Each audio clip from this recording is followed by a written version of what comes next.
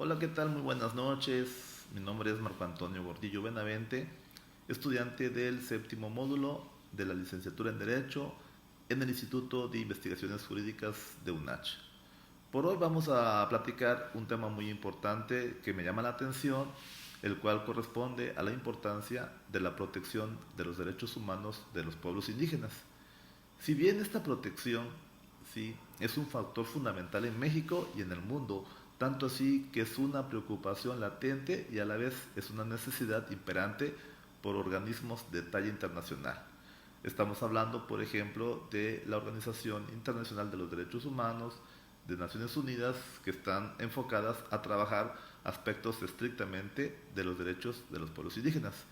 Bien, los pueblos indígenas, por un lado, tienen derechos particulares que les caracteriza por esa razón, por poseer tradiciones, valores, costumbres, cosmovisiones distintas, usos y prácticas que se han construido a través del tiempo y que a la vez aún permanecen hoy en día.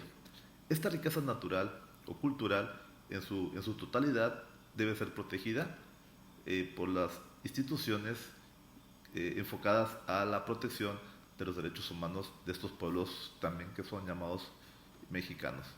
En este caso, en la Asamblea General de las Naciones Unidas aprobó su declaración, ¿sí?, en el 2007, que está enfocada estrictamente a la protección de los derechos de los pueblos indígenas. Estos derechos son vastos, por ejemplo, el derecho a la salud, el derecho a la educación, el derecho a una vida digna, el derecho a elegir sus propios gobernantes, etcétera.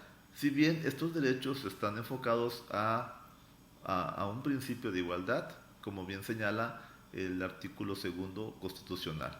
Bien, entonces, estos pueblos indígenas cuyas condiciones sociales y culturales son diferentes a otros grupos sociales, por lo tanto es necesario que existan organismos que estén enfocados a trabajar directamente con la promoción y con la vigilancia y con el fomento de programas que fomenten el desarrollo humano. En este caso, estos pueblos indígenas se caracterizan por tener una conciencia de su identidad, un vínculo estrecho entre el territorio y sus recursos que los circundan, y además eh, otros derechos como por ejemplo la libre determinación, el derecho a la tierra, derechos económicos, políticos, culturales y sociales, ¿sí?, basados todos en un principio de igualdad y no discriminación. Para estos principios, el convenio 169, que depende de la Organización Internacional del Trabajo, ¿sí?, es un instrumento que está enfocado a trabajar todos estos derechos, a fomentarlos y a darles el lugar que les corresponde como personas y como mexicanos. Bien, por eso es importante que las instituciones o los organismos sumen esfuerzos para que por todos los lados estas personas gocen de todos los derechos que están marcados en la Constitución. Bien, entonces por ahora es todo, me despido, su servidor Marco Antonio Gordillo Benavente. Hasta la próxima.